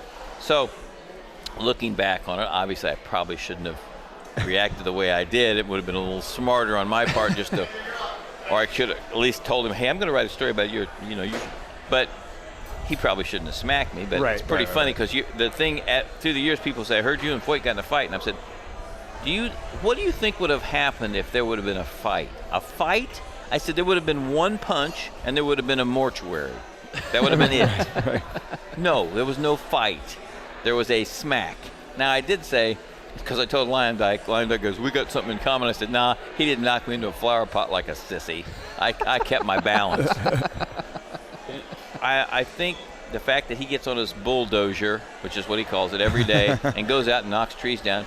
He's 83 years old, and that stem cell surgery really helped him. He looks good, and he's mean. He's going to live to be 100. He's too mean and ornery to die. Yeah. And he's the toughest son of a bitch I've ever met. Lee Koonsman's close, but Foyt, all the things that have happened to him in and out of a race car, it's unbelievable. But he's a national treasure, just like Mario and Gurney and Parnelli and Uncle Bobby. And the thing about Foyt is he still has that presence that people are a little intimidated, and they're just not. Yeah. And I tell people, you have no idea what a teddy bear he is now compared to what he used to be. Oh, sure. But it's funny because he was talking one day. I think there was a bunch of writers. It might have been raining, and he was in the media center, and I was sitting back typing or something like that. So I wasn't really interviewing him and things like that. And he had the microphone. And somebody asked him about something. He says, "Well, he says, I don't believe in all that legalese and lawyer stuff." He says, "But I have been in 2 lawsuits." He says, Sports Illustrated and Rob Miller. He says, "I kicked both their asses." And they're all looking back at me, pointing at me. And I said, "Yes, he did." Yes, he did. And I just get such a kick out of talking. I'll bring something up. Springfield, 1961. When your tire, or the Hoosier 100, when your brake came out in your hand on the white flag lap, and Mario won the race. Yeah, the Guinea should have never won that race. That made me so goddamn mad. Right. But he is, without a doubt, him and Parnelli and Gurney and Bobby, it's why I fell for racing, and it's why it became so important to me. That's why I still go out and go crazy at these swap meets and buy pictures of them. Yeah. And because today, I mean, in 20 years, I think all our memorabilia is going to be pretty. I mean, the kids today don't. But he's funny because I've been trying to talk him into an AJ Foyt picture book. Yeah. Yeah, That'd be cool. And he goes, "Nobody cares about that." I said, "Yes, they do." Right. And he's got so many books at his house. Oh, really? I mean, so many pictures at his house. Drawers full of black and white pictures that are just his whole career. Yeah. IMCA, midgets, starting out, and I just told him, I said, "Mario's got a picture book." He does. So maybe Mario's got a picture book. Right. And that's the other misnomer, is that he hates Mario. Sure. That's a big act. He acts like he hates Mario. He doesn't hate Mario. good for the show. He respects him. Yeah. And they were grand marshals at Daytona a few years ago, and they sat for breakfast for 3 hours, and Mario said it was one of the best days of his life because they had so much fun talking. But AJ's funny. If you bring him a picture, it's him and Mario's already signed it, he won't sign it. He's got to sign it first. I'm like, are you kidding me? You got to be kidding. Well, so we need to get you guys hooked up with Anthony Joseph he's Foyt. He's a hero of mine. Yeah, I have no idea how we'd even. First book I Well, ever read. you're going to pay me a big I'm fine finder's with that. fee, I'm and fine I'm with going to drag him one day next May from Charlie Brown's. So sabotage him. Yeah, and we're going to drag him over here. Yeah. I'm in. And I'm going to lie and tell him you guys are going to pay him $5,000 for an hour interview. Okay. Yeah. Yeah. That might be a little steep. Yeah, we're going to go to TE for that budget. Well, yeah. So Oh yeah, TEs T will write a check. He He'll make it loves happen. Okay. Anthony Joseph Foyt. So the Indianapolis Star, Indy Star, was, I presume, up to a point, the dream job. You're getting paid to just cover USAC and IndyCar, and it's everything you want to be doing. And obviously that came to an end, presumably because you were fairly outspoken about everything. What is that moment like when you get called into the office, so to speak? Well, the girl that ran advertising said the Star was trying to do a business-to-business relationship deal with the Speedway. The Star wants to sell the paper at a discount at the track and have some new stands. They want to sponsor opening day, and they want to sponsor Carb Day. They want to put Speedway stuff online on the Stars. It was just when this was 99, 2000, just when the internet was taken up. And she said, Tony George said, "We'll never do anything with the Star as long as that sucker is working there," which it presumably meant me. Presumably. I don't know. Depends on how much you're sucking. So when I got fired, it was like they fired me because I used vulgar language in emails, borrowed money from Tom Sneva, and helped Kenny Brack start a website. Really? And I'd been there 33 years, and that's why you fired me? Really? First phone call I get from Mario. He goes, "Hey, Racer, you know what happened, don't you?" I go, "I got a pretty good idea." He goes, "Tony George got you." I said, "That's what I heard." And Mario says, "Well, don't worry." He said, "I got 3 car washes. We can use a manager." Now that's pretty funny. So, It's like minute 5. Yeah. I like it. too soon? No. So I was already working at ESPN on a show called RPM Tonight. And they called me and said, "Hey, come to Bristol. We want you to be the full-time motorsports writer." Let me back up. A month before I got fired, I got called to Bristol, and they said, "We want you to be the full-time motorsports writer." And I said, "Will I have to cover NASCAR?" And they said, "You'll mostly cover NASCAR." And I said, "Not interested." Then I got fired, and I'm like, "What?" I call him back. "You know, I've been thinking. NASCAR's got some pretty good stuff."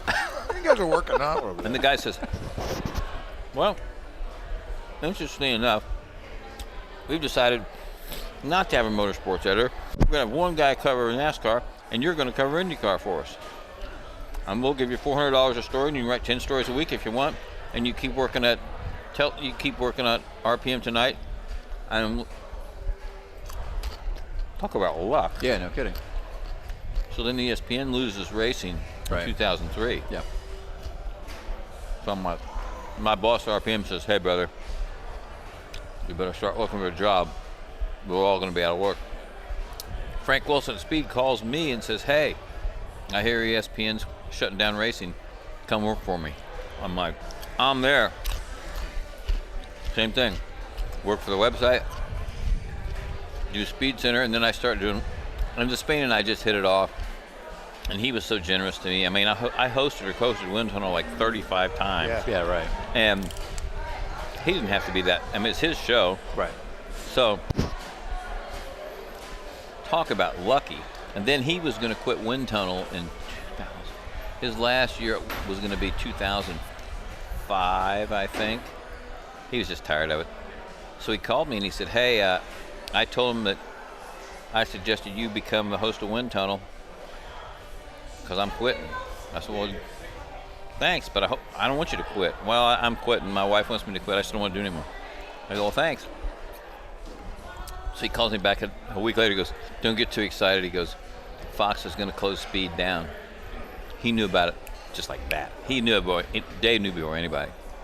So then I'm like, I'd always written for Racer Magazine, and David Malsher called me and said, "Hey,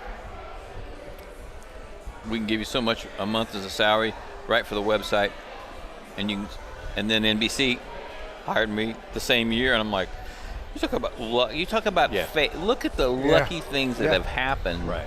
And in the order they did, exactly when you were out of work, suddenly you're in work again. That doesn't happen. Right. Like all these kids that go to journalism school and write you letters and call you, and I meet them at the track, and they said, "But I want your job." And I said, "Brother, they don't make it. I can't even explain to you how lucky I've been." Yeah. And there's no outlet for you kids anymore. There's no magazine. Racer's the only magazine. Yeah. There's no newspapers to learn about. You got to have a blog or a website or something. So I said, just get comfortable in front of the camera and learn how to write, and maybe you can. I said, learn how to write. That's the most important thing, and then take it from there. Yeah. So, the thing of it is when you're over 50, it's just like it's so crazy because when you finally get to 50, you've actually learned what you're supposed to do. You actually and can now you're do phased stuff. out, sure. Because I just laughed. I told, I had to take Mark Miles to lunch once a month, and so we were talking about TV, and it looked like NBC was going to try and buy ABC out and just get him off the planet. But there was no, NBC's programming's already done for next year, so there was nowhere to put. They wanted to have 5 or 6 races on national TV. They could have given them 2, so they're kind of stuck.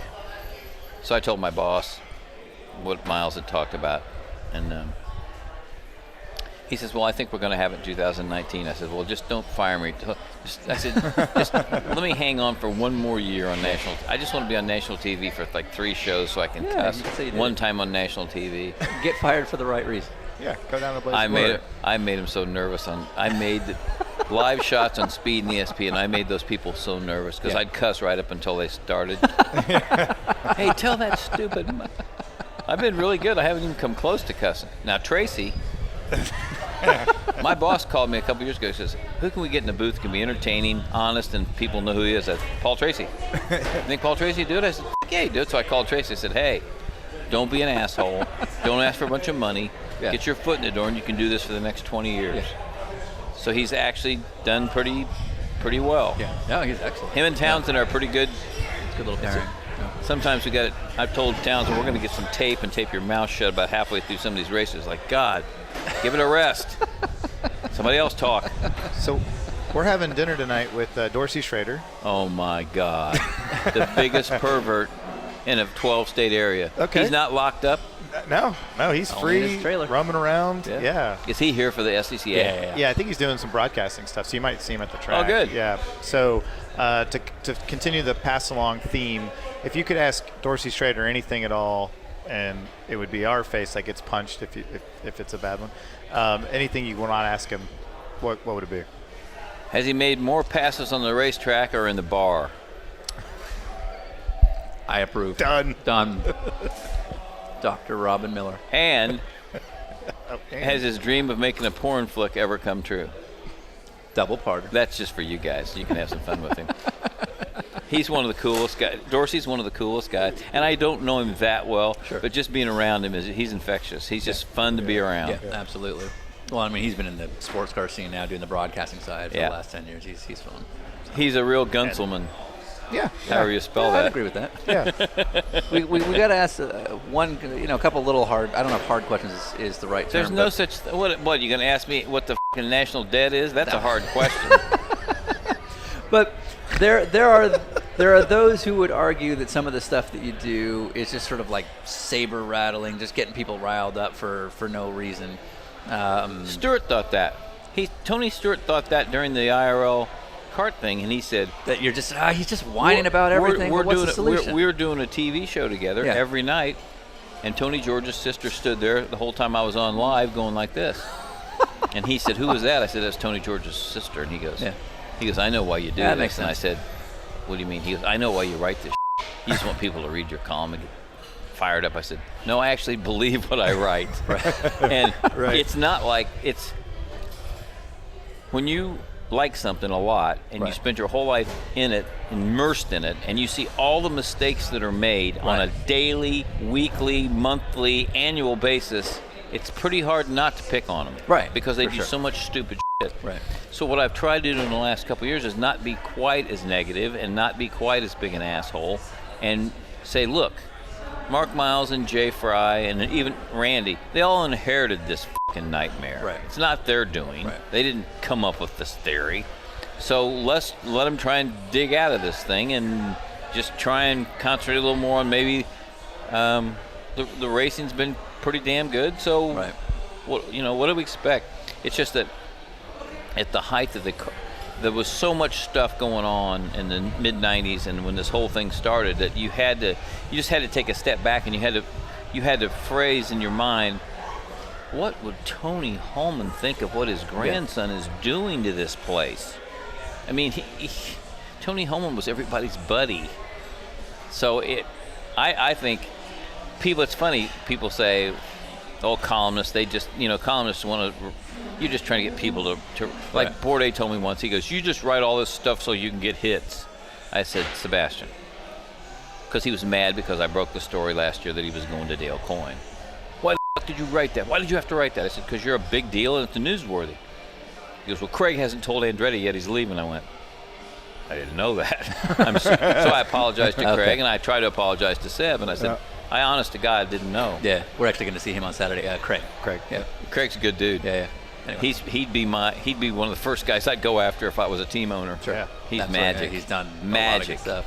But anyway, so it's like What does a 68-year-old guy got to live for besides porn and betting on football? Not a lot, okay? So Or 38. I was going to say, Yeah. wait. Is that an age thing? no, that's not an age thing. So you think about what's fun, what's still fun, and it's so funny, fellas, because from traveling and talking to people, this much of the population gives a rat's ass about IndyCar racing. Well, but see, that's the flip side of the question that I would say. There's no denying you're passionate for the sport. Obviously, you want to see the sport succeed. But from the business standpoint, has anyone ever made the case that, if this week they're reading about Tony Kanaan needs a ride, and next week they're reading we need more American drivers, and they're completely contradictory, is that bad for business when a sponsor is just constantly seeing this stuff like, oh, this, I don't want to be here? It could be, but if a sponsor pays any attention at all, he knows it's going to be a challenge. Sure. And that's, I think, why more people just say, I'll just sponsor Indy. Yeah, right. We know that's going to be okay. The big one, that'll be all right. But nobody, 3.6 is, how do you figure that rating? No, absolutely. Yeah. But I don't read blogs and I don't read comments. I just don't care, I guess. Oh, you should, though. But people, it's so fun. But You people do it. say, Don't do it. people say, Miller says Sato's going to Rahal. It hasn't been announced yet by IndyCar. So I'm like, okay. Oh, They haven't issued the official press release. Clearly it's not happening. Yeah. And then Sato's PR guy comes up to me at Gateway. This is what makes the job fun. He goes, and I'm standing outside of Sato's home motor coach waiting on him. He says, "What do you want?" I said, "I just want to get a denial from Takuma that he's going to go run for Rahal." "You're not going to write that story, are you?" I said, "No, I already wrote it. I just was going to plug in a quote here." denial, yeah. And I know he's not going to be able to say it, but I got to give him a chance to at least respond. Yeah. He goes, "Well, it's not a done deal, and there's 2 or 3 teams he's talking to, and if you write that story, you'll be wrong." I said, "I'll take my chances, Steve." I've done this almost 50 years. You're doing okay. But here's the greatest thing about it is if there's actually something that does mean, NASCAR's not a very big deal either. On the scope of In the greater football, living in Los Angeles, I can say no one gives a no, Yeah. about any of this. football or anything. Yeah. But So, this is the things you live for are when you're right and you know you're right and everybody thinks you're wrong and you've got this little secret and you're like, this is the greatest. So I was working for ESPN or Speed and RJ Reynolds had just signed a 5-year extension.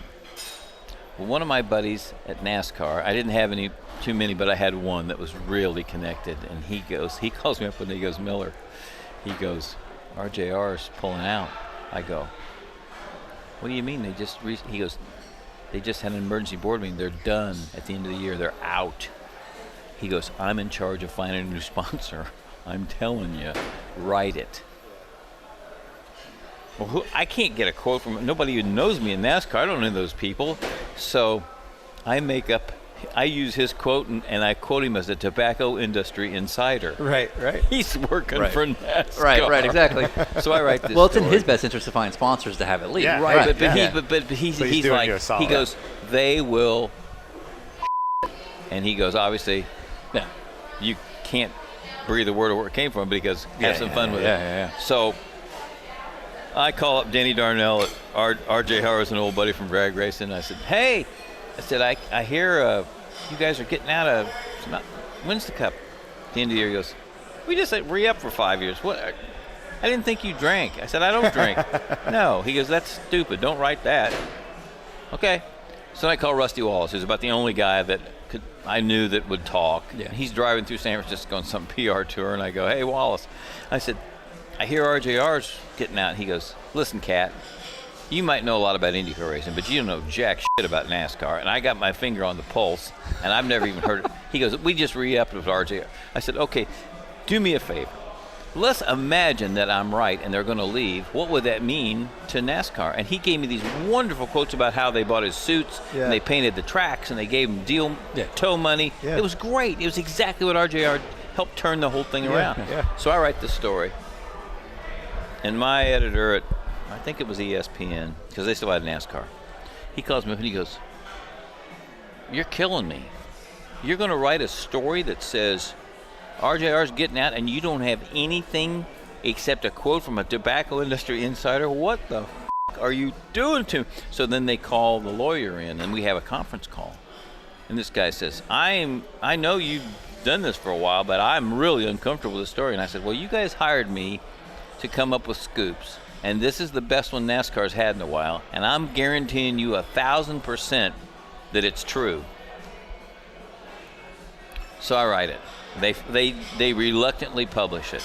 We get beat up by AP does a story with Bill France. I don't know where this shit comes from, who this guy is. I've never heard of him. This radio station in the South, they take turns at having a day every day. What are they going to, what's going to happen next? He's going to quit.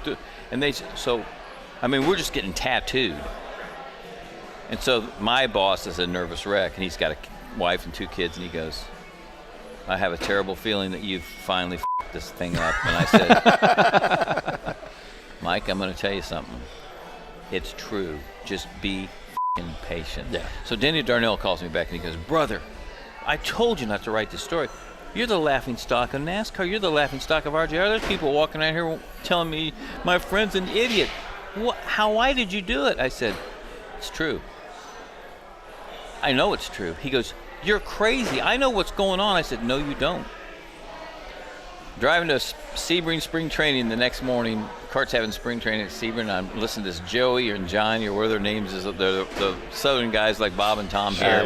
Your average morning radio show. Sure. And this guy says, holy mackerel, just got a release here. RJR's, they're getting out of NASCAR at the end of the year. I drove off the road. I was like, so I get to the press room, and there's 1,000 messages for me. Call this guy, call this guy. Right. So I just call my boss at ESPN. He goes, I'm sorry, I doubted you, but you got to admit, we didn't have much there in that story. I said, what we had was the greatest source you could ever want, which I will never tell you who it was, right. But I knew it. And so, make a long story short, I hadn't been to a NASCAR race in 5 years, so I broke that story. A year later, the same guy calls me up and he says, just got off an airplane with Bill France. Brian is going to replace Mike Helton on Monday. That's the official press conference. Just in case you want to have a little fun with it, it's only Friday. Yeah. Thank you. I'm like, Brian France, the village idiot's going to replace Helton? This is good. Yeah. So I called Brian France's office. You don't know me from Adam. I never spoke to him.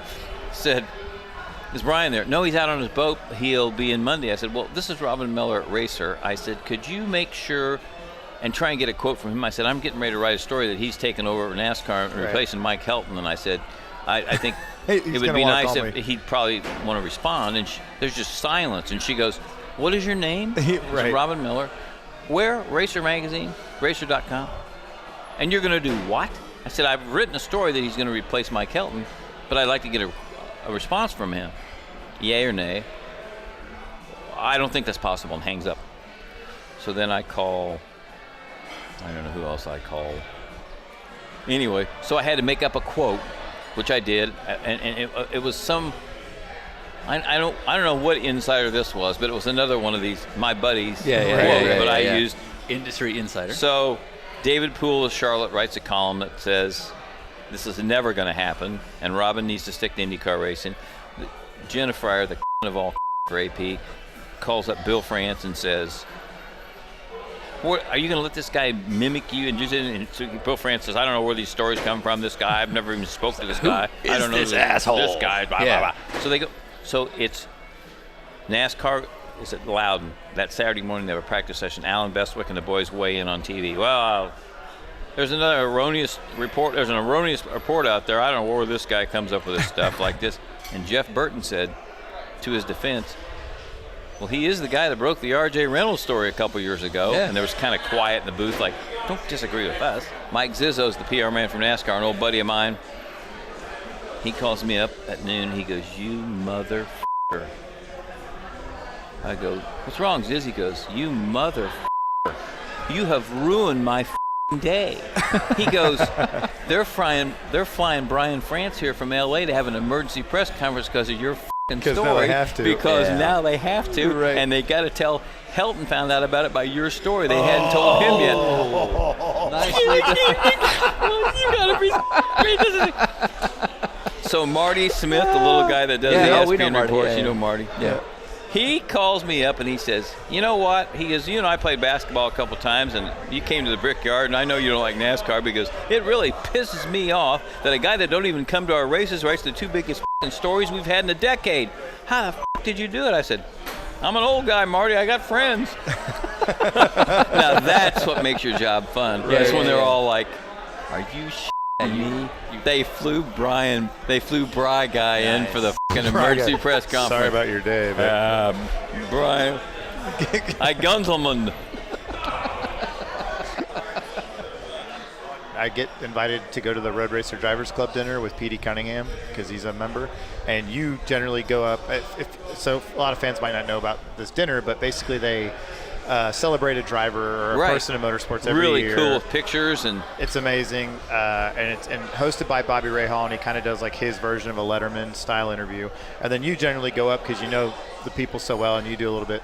But this is like a nice dinner. Everyone's in suits and ties and jackets, and you're wearing literally what you're wearing right now. Well, I had my Bobby Unser sweatshirt on the night we roasted That's right. Unser. Yeah, we did Unser. That was amazing. Did I tell the turkey story that night? I don't remember the turkey story. You should tell the turkey story. Turkey story. Practice used to start May 1st at Indy, and they'd stay at the Holiday Inn across from the track, or the Speedway Motel, or the Howard Johnson's at the end of Crosville Road. So Uncle Bobby and Gordy Johncock each stayed at Howard Johnson's because it was cheaper, honey. I didn't have any money back then. So that's what he sounds when it like. would rain, Unser would walk to Kroger's, which is, half a mile, or drive or whatever. He walked to Kroger's and get a cart and get a turkey and put the turkey in the cart and start trolling up and down the aisles until he spotted a pretty girl, pretty lady. And he'd walk up, as only Unser can do, and he'd say, "Hi, I'm Bobby Unser, Indy 500 winner. I really, really like your city, and I love turkey. The problem is I'm staying at Howard Johnson's, and I don't have an oven, and I haven't had turkey in almost a month. Do you think we could go to your place and bake this turkey?" Now, you think it's fucked up? No, I believe you. I'm telling you, it it worked. He got laid. Not a lot, but some. But it worked. It It's worked. a numbers game. I just love turkey. Well, I told that at a big, maybe it wasn't that dinner, but I told it at a big dinner one night, and Unser goes, "Now, Robin, you didn't say you were going to tell that story." I said, "Unser, I'm not going to tell you what I'm going to talk about. Come on." Right. But how do you top that one? Yeah, right. Yeah, I'll give you one. That's it. Okay. Oh, okay. Gordon Johncock, whose nickname was Tripod. Okay. Third leg. Yep. He stayed at the Howard Johnson's, and every time he'd have sex with somebody, he'd write their name down in pencil underneath. They had the fold-out table. Well, they came back one May, and they'd redone the Howard Johnson's, and he f***ing panicked. And he got the maid. He goes, "I got to have the key to get in every room." She goes, "Get away from me. No, I got to have the key. I got to have the key." So here is two-time Indy winner on his knees, crawling around, looking for his list, flipping these things up, trying to find the list. They'd erased them all, or they painted them, or something like that. I worked hard on that. That was all I had. Bobby Unser. You should have seen his second wife, Norma. She was half Indian. She's Bobby Unser Jr.'s mom. She's absolutely a stunningly pretty woman. Meaner than a bag of snakes. Gee, I wonder why that would be, Unser. Why would she be meaner than a bag of snakes? This is where the podcast is just a little bit not perfect because you're doing the face too. Yeah, like you're doing the Bobby Unser face. looking down. No, but you got to admit. Yeah, it's spot on. It's you spot guys on. got to get him. Oh, yeah, Oh, no, all we'd right, love we're to. in. Yeah. Lovely, lovely boys. They were nice kids. They didn't ask for any money. Well, Dario's in the car and he's waiting on us and he gets cranky. So with that, Continental's got the check. That's our out. Thank you, Continental. But aren't we supposed to talk about Dario getting killed by somebody? That was last year. That was last year. Yeah. Oh, Perfect. say that again. Perfect. Just Actually, do that thing sure. again. Yeah, okay, cool. Dario's waiting on you. Yeah. All right, guys, well, we got to get going. Dario's in the car waiting on us. And with that, Continental. You realize, of course, that if there was a contest to see who had alligator arms when a check came, here's your all-time Final Four. Okay. Bobby Unser. Okay. Johnny Rutherford. Dario Franchitti. George Bignotti, God rest his soul. Okay. Yeah. However, Dario did pull out his Black American Express card one night and bought Steve Shunk and I dinner. and we took a picture of it since it's the first time it had ever been seen in public. And he thought he was covering up the 4 numbers that you don't want to. He covered up the wrong 4 numbers, and he called us immediately. He don't put that on Facebook. You can read it. You can read it. He sold a castle. Have him buy. Right. Well, Good talking to you guys. Yeah, in this case, Continental's got the check. Thank you, Continental.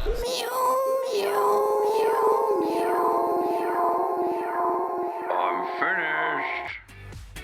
Robin Miller. Holy crap. Are you not entertained? Anyway, Robin was one of the highest suggested guests we got from our fan response. So quick shout out to Bill Maddie, Chad, Dave Brodigan, David Lopez, Jeff Gable, Matt, Walt Preston, and Zach Platt. And I'm sure there's other people that maybe we left off for the handy suggestion. Hopefully this was everything you dreamed of with Mr. Robin L. Miller. And 1911 Grill, thanks again for such amazing hospitality to Miss Sarah Fisher and everyone who works there. But moving on, we are going to go to the next new band. This is a group called the Deadlies, who sent us some of their stuff. You can find them on Reverb Nation. And here's a little ditty called Pink Champagne. Dig it.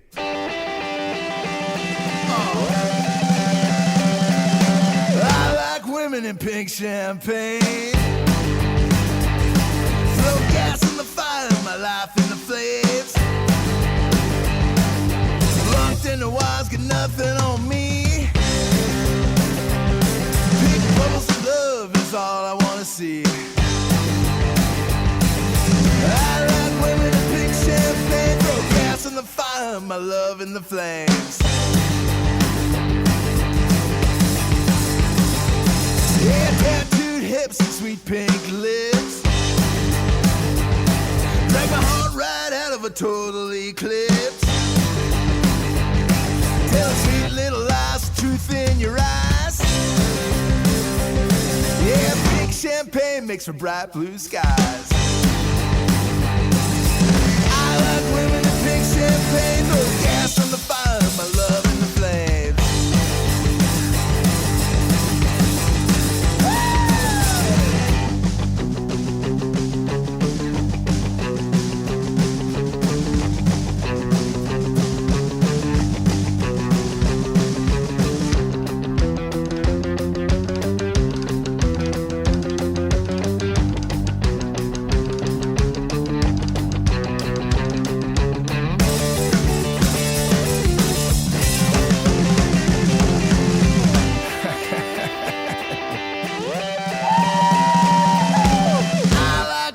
Pink champagne. Women that live wild, never tame. Yeah, I like women in pink champagne. Squeezing them hard with nothing to explain. I like pink bubbles and a whole lot of trouble. Pink champagne, throw my life in the flames. Running in the sun, maybe dancing in the rain. Running in the sun and singing in the rain. Throw gas on the fire, my love, in the flames.